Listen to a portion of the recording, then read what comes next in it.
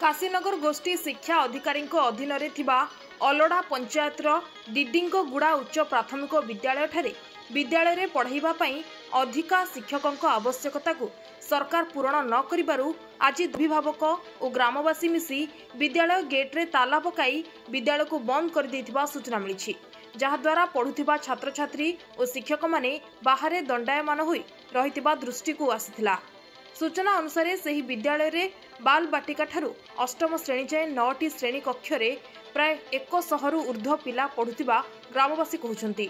पूर्वरु 5 जन शिक्षक विद्यालय रे पढ़ाउथिले।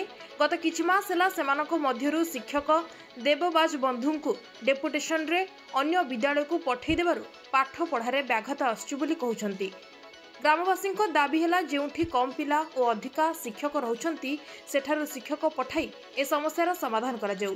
अतिरिक्त गोष्ठी शिक्षा अधिकारी जे नर्मदा दास को जोगाजोग करिबारु सेठाकर ग्रामवासी और शिक्षक माने शिक्षक आवश्यक रहितिबा दाबीपत्र बीईओ एवं डीईओ को प्रदान करथिले, किंतु जिलापालक कार्यालय तरफरु रेशनालाइजेशन प्रक्रिया होई नथिबारु ए समस्या हेउछु बोली मत व्यक्त करथिले।